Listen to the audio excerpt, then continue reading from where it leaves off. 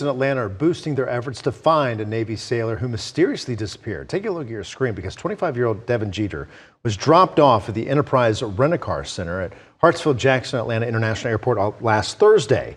A lieutenant at Jeter's naval base said that he did not report for duty.